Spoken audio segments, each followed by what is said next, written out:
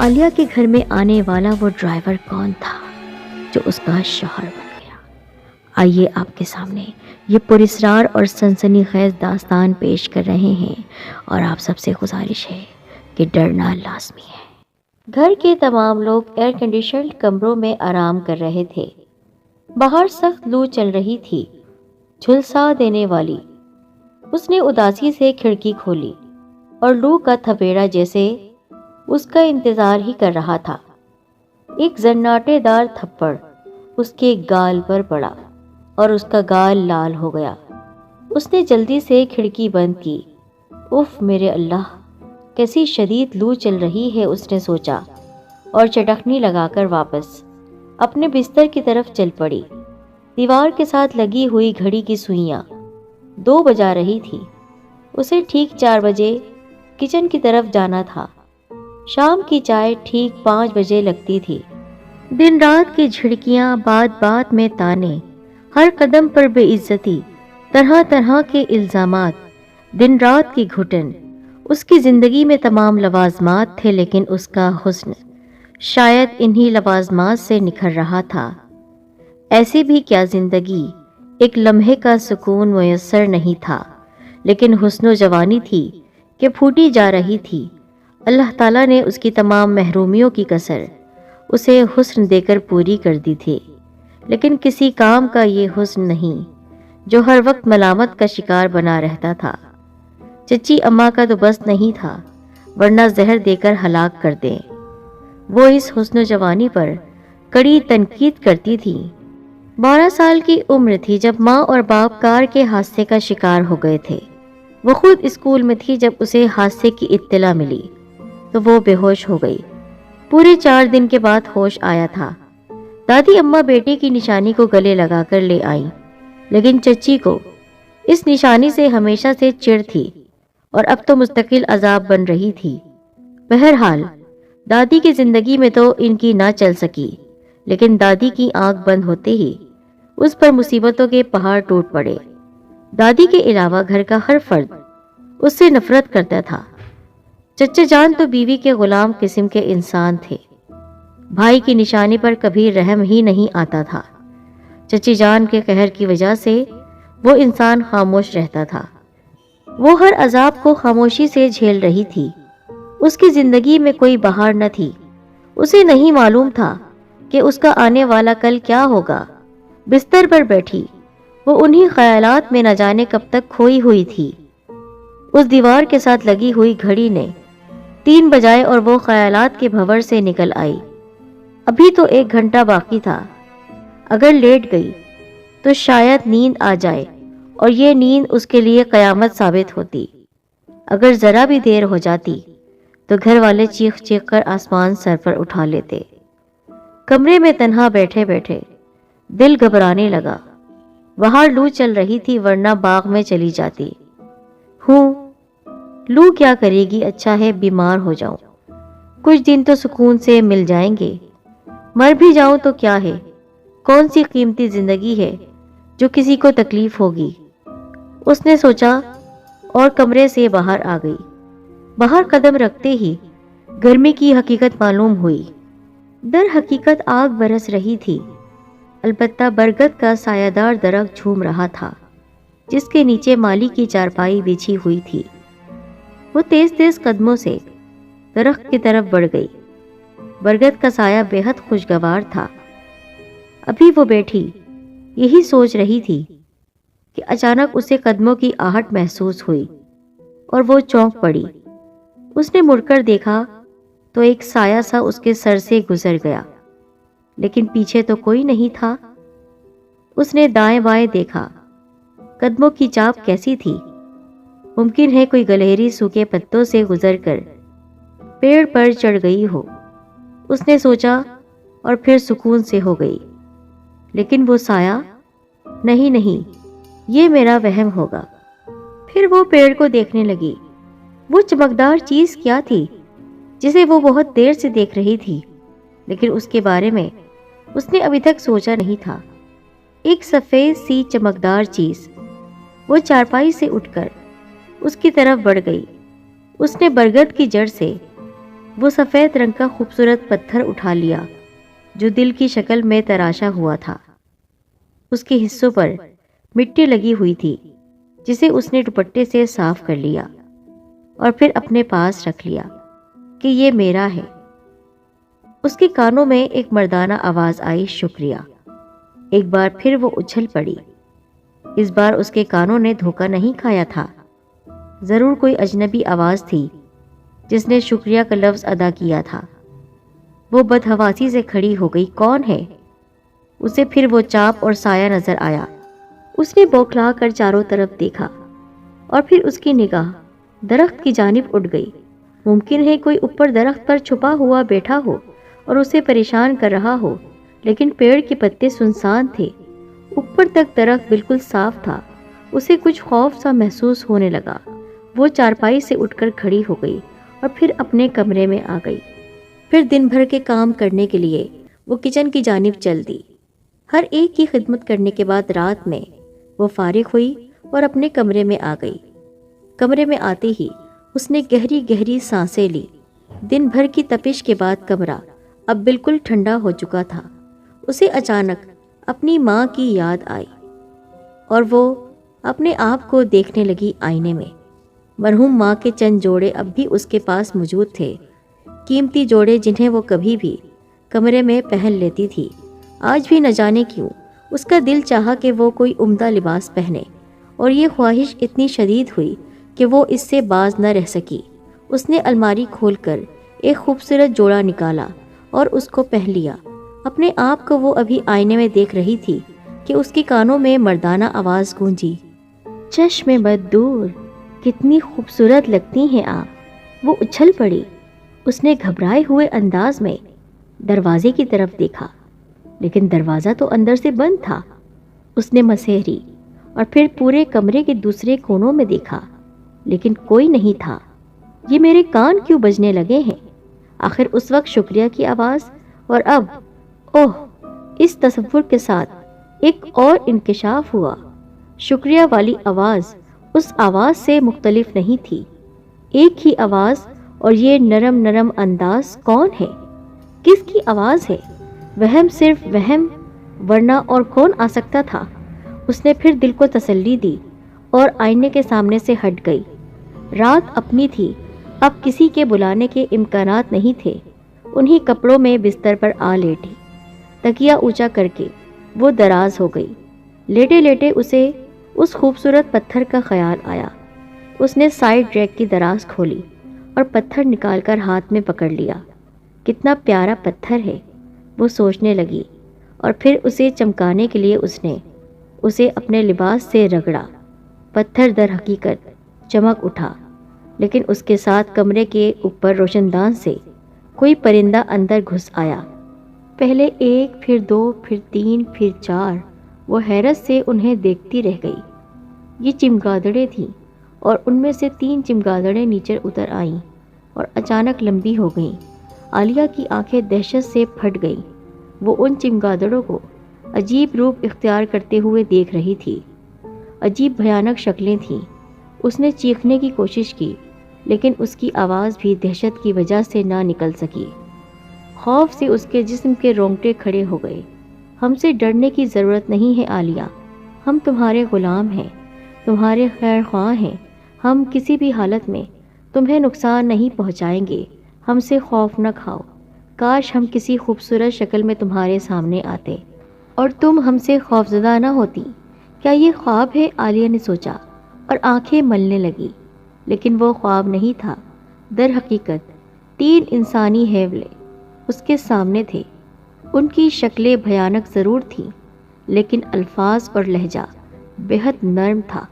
تم کون ہو؟ اس نے ہمت کر کے پوچھا۔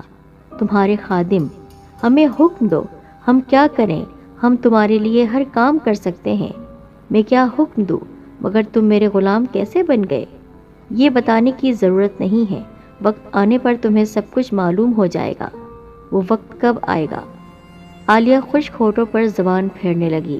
وہ تینوں ادب سے اس کے سامنے جھکے کھڑے تھے۔ اگر کوئی کام نہیں ہے تو ہمیں اجازت دیجیے، کیا ہم جا سکتے ہیں؟ ہاں تم جاؤ، اللہ کے لیے جاؤ۔ ہم حاضر ہوتے رہیں گے۔ اگر آپ ہم سے خوف کھاتی ہیں تو آپ کو تکلیف ہوگی۔ آپ دل سے یہ خوف نکال دیں، اور ہاں، ہمارے جانے کے بعد آپ کو نیند نہیں آئے گی یقیناً۔ آپ ہمارے بارے میں سوچتی رہیں گی، اس لیے آپ یہ شربت پی لیں، آپ کو پرسکون نیند آ جائے گی۔ ان میں سے ایک نے اوپر ہاتھ بڑھایا اور عالیہ نے اس کے ہاتھ میں ایک خوبصورت شربت کا گلاس دیکھا جس میں ہلکے گلابی رنگ کا شربت تھا۔ عالیہ یوں ہی خوفزدہ تھی، لیکن گلاس اس کے بالکل قریب تھا۔ دودھ جیسے گاڑھے شربت سے نفیس خوشبو اٹھ رہی تھی۔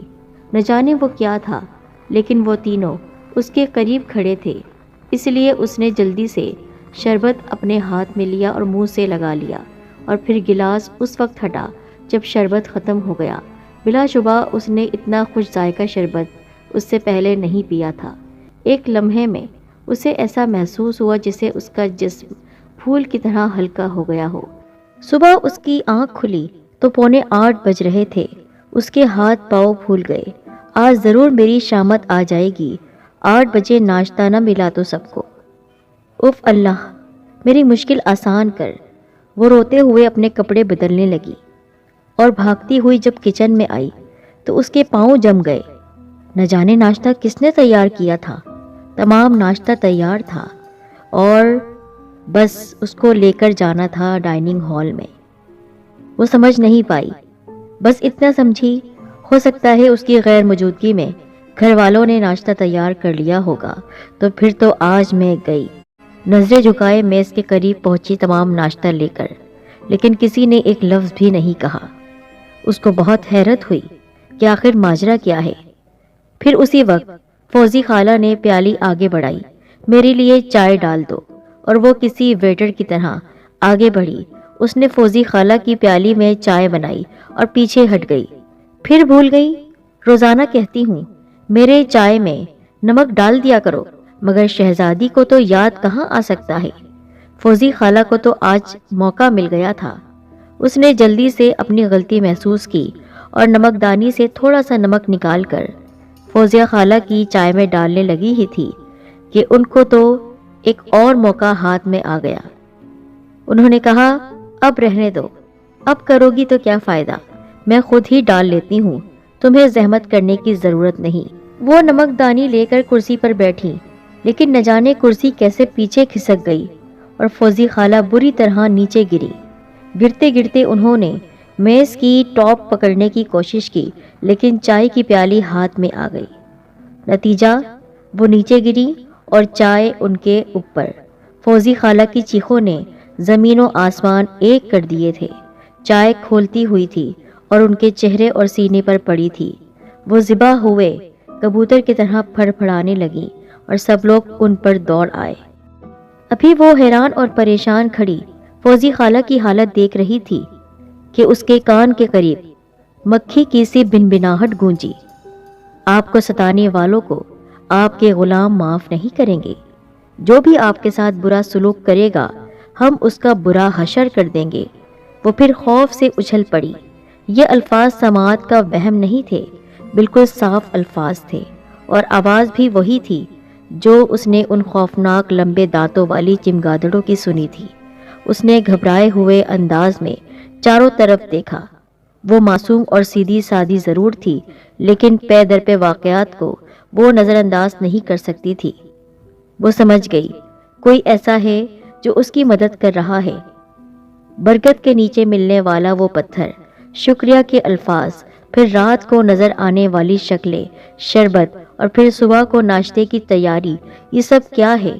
دل لرز رہا تھا، لیکن اس کے ساتھ ایک انجانی سی خوشی بھی تھی۔ پراسرار قوتیں اس سے کیا چاہتی تھیں؟ کہیں یہ اسے نقصان نہ پہنچائیں، اور وہ کافی دیر تک ناشتے کی میز کے پاس کھڑی رہی۔ تھوڑی دیر بعد چچی اماں اندر داخل ہوئیں۔ اب یہاں کھڑی سو کیوں بنا رہی ہے؟ جاؤ خوشی سے ناچو، گاؤ، عیش کرو، تمہاری دل کی مراد پوری ہو گئی۔ ابھی جملہ پورا نہیں ہوا تھا کہ وہ بری طرح اچھلی اور پھر مسلسل اچھلتی رہی۔ اس کے ساتھ ہی ان کے منہ سے ارے ارے نکل رہا تھا۔ چچی اماں خاصی موٹی تھی اور ان کا اچھلنا بہت مشکل تھا، لیکن اس وقت وہ دیوانہ وار اچھل رہی تھی۔ پھر ان کے منہ سے نکلا، اری او کم بخت، دیکھ دیکھ تو صحیح، میری قمیض میں کیا گھس گیا ہے؟ اور عالیہ دوڑی۔ اس نے بمشکل قمیض ہٹائی تو ایک چھپکلی نکل کر فرش پر دوڑنے لگی۔ چچی اماں کی چیخیں بھی خالہ فوزی سے کم نہ تھیں۔ وہ چھپکلی سے بہت ڈرتی تھیں اور یہ تصور ان کے لیے جان لینے والا تھا کہ ان کے بدن سے چھپکلی رینگتی رہی تھی۔ کیا ہوا بیگم؟ کیا ہوا؟ چاچا جان نے گھبرا کر پوچھا۔ چاچی اماں پسینے میں شرابور ہو رہی تھی، اکھڑے ہوئے سانس سے بولی، بچ گئی، آج تو بچ گئی۔ چھپکلی چڑھ گئی تھی کمر پر۔ اللہ اس بچی کو خوش رکھے، جان جوکوں میں ڈال کر اگر چھپکلی نہ نکالتی تو میرا تو حشر ہی بگڑ جاتا۔ بڑی مشکل سے انہوں نے عالیہ کی تعریف کی تھی۔ دن یوں ہی گزرتے رہے اور اسی طرح کے واقعات پیش آنے لگے۔ جیسے ہی وہ لوگ عالیہ پر ظلم کرتے، ان کے ساتھ کوئی نہ کوئی حادثہ پیش آ جاتا۔ چاچا جان اکثر چچی جان کو سمجھاتے رہتے تھے کہ تم عالیہ سے اپنا رویہ ٹھیک کر لو، میرے بھائی کی بیٹی ہے، یتیم ہے، اس کے ساتھ اتنا ظلم نہ کرو۔ اس دن بھی وہ سخت لہجے میں ان کو سمجھا رہے تھے کہ اسی وقت ایک ملازم اندر آ گیا۔ صاحب ایک شخص آیا ہے، کہہ رہا ہے ڈرائیور کے بارے میں اشتہار پڑھ کر آیا ہے، ملازمت کا خواہش مند ہے۔ اور پھر چاچا جان نے اس کی بات سن کر عالیہ کو اپنے ساتھ لیا اور دروازے پر آ گئے۔ عالیہ نے اس کو جب دیکھا تو اپنی آنکھیں بند کرنا بھول گئی۔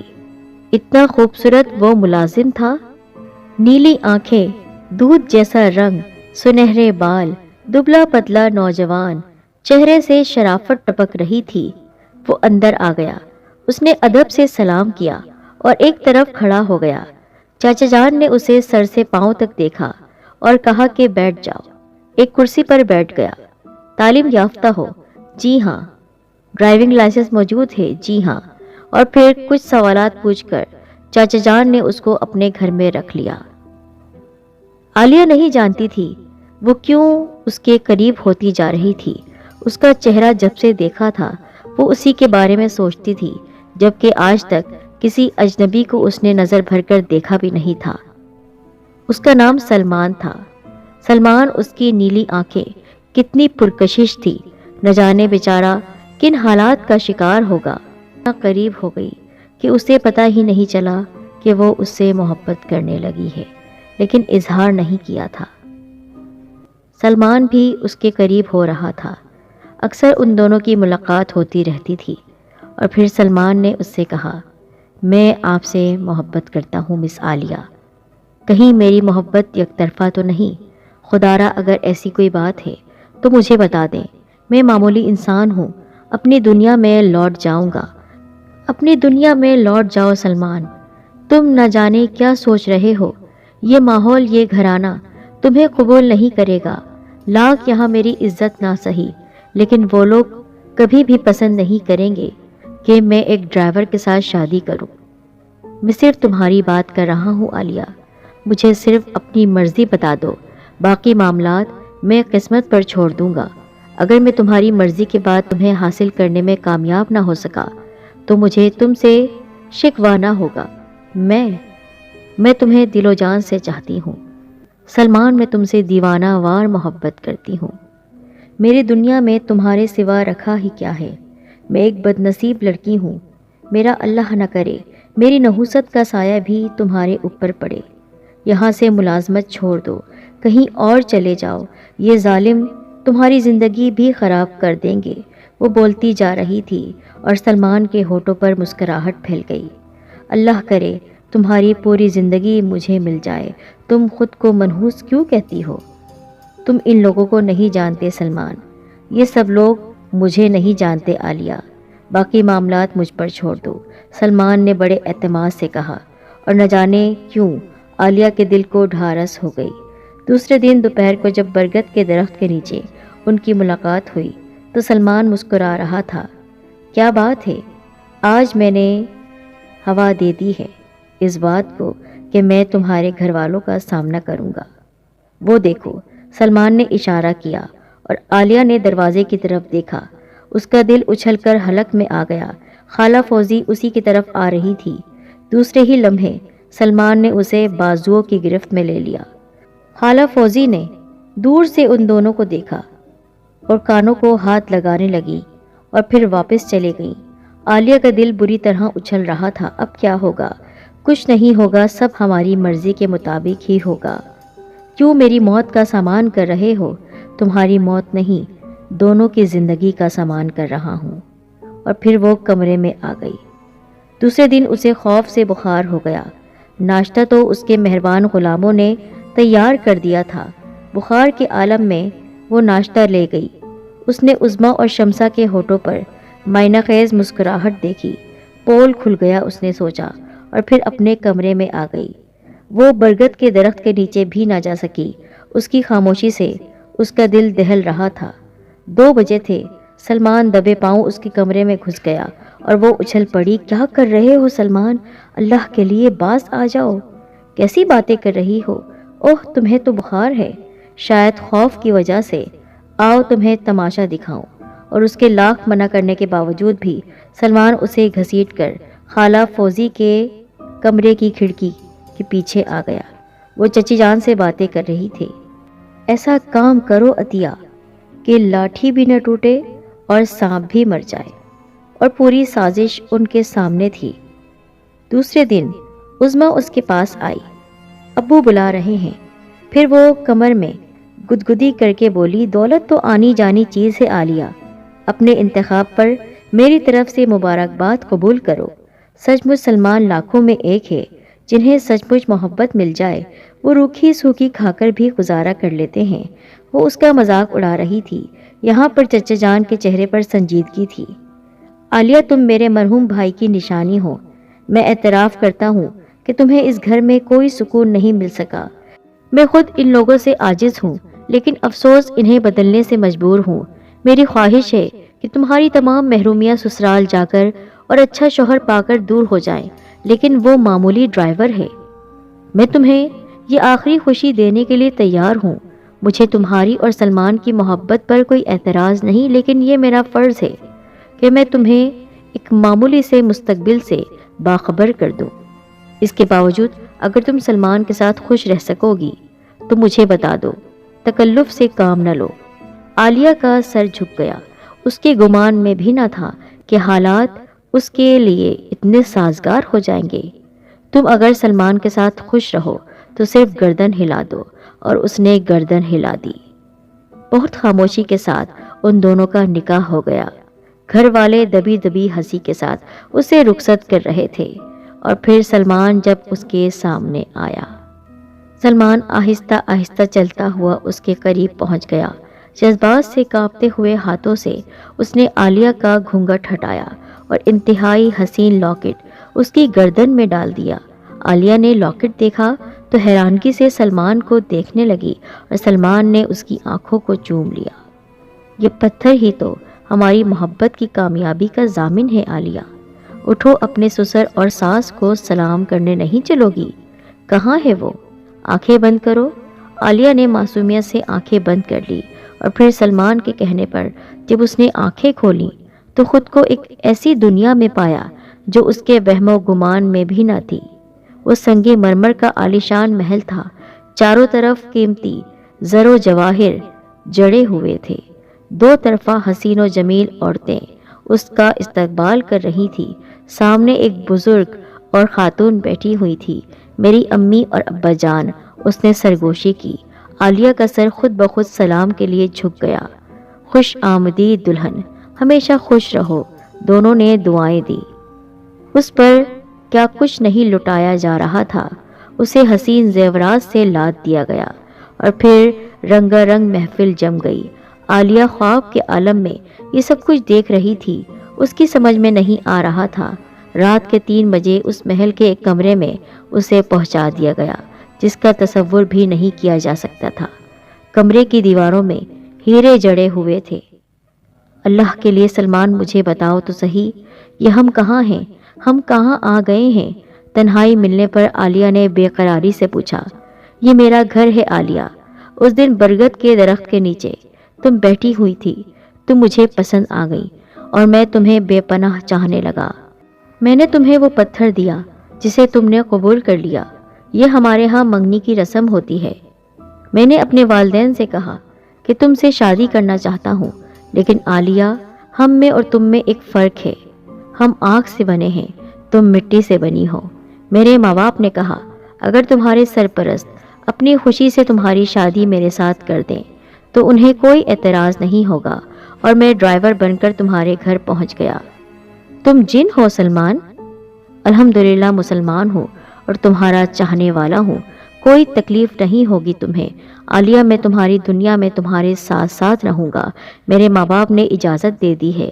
میں ولیمہ بھی تمہاری دنیا میں ہی کر سکتا ہوں، میری ایک خوبصورت کوٹھی موجود ہے، ایسی کوٹھی جو تمہارے دشمنوں نے خوابوں میں بھی نہ دیکھی ہوگی۔ کل سب کو اس کوٹھی میں بلائیں گے اور اس وقت ان کی حالت قابل دید ہوگی۔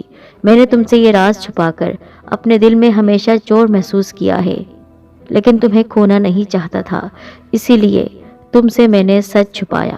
کیا تم اس بات پر مجھے ٹھکرا دو گی؟ نہیں سلمان نہیں، عالیہ نے اس کے سینے میں سر چھپا دیا۔ وہ خوفناک غلام بھی تم نے ہی بھیجے تھے، اور جو میرا کام ہو جاتا تھا وہ تم ہی کرواتے تھے، یعنی میرا وہ ہمدرد، میرا مسیحا تم ہی تھے۔ ہاں میں اپنی عالیہ کو نوکروں کی طرح کام کرتے ہوئے نہیں دیکھ سکتا تھا، سلمان نے جواب دیا۔ دوسرے دن سب کے لیے حیرانگی کا دن تھا، سب ہی ایک عالیشان کوٹھی میں ولیمے کی دعوت پر موجود تھے، اور سلمان عالیہ ایسے لباس میں تھے کہ شاید ہی ایسا لباس کسی نے اس سے پہلے دیکھا ہوگا۔ سب کی آنکھیں حیرت سے پھٹی جا رہی تھی، ایک دوسرے کا منہ دیکھ رہے تھے۔ عالیہ کے چہرے پر مسکراہٹ بکھری ہوئی تھی، وہ بہت خوش تھی۔ اس نے تمام کہانی سنا دی تھی کہ سلمان عام انسان نہیں ہے، یہ بہت امیر کبیر انسان ہے، یہ سب کچھ اس نے میری محبت میں ڈوب کر کیا ہے۔ وہ اتنا امیر ہونے کے باوجود ایک معمولی سا ڈرائیور بن کر کئی ماہ تک ہمارے ساتھ رہا۔ سب کی زبانیں چپ تھی، کچھ سمجھ نہیں رہے تھے، سب کچھ اس کے الٹ ہو گیا تھا۔ وہ چاہتے تھے کہ عالیہ ہمیشہ غلامی کی زندگی بسر کرے اور غربت کی زندگی گزار کر ان کے دلوں کو خوش کرتی رہے، لیکن وہ تو راج کرنے والی بن گئی۔ کئی نوکروں کی لائنیں اس کے سامنے لگی ہوئی تھی۔ مدعی لاکھ برا چاہے تو کیا ہوتا ہے، وہی ہوتا ہے جو منظور خدا ہوتا ہے۔ ایک انسان عالیہ کو کتنی خوشی دے سکتا تھا، اس کا اندازہ تو لوگ نہیں لگا سکتے ہیں، لیکن ایک جن نے انسان سے زیادہ محبت کر کے عالیہ کو زندگی بھر کی خوشی دے دی۔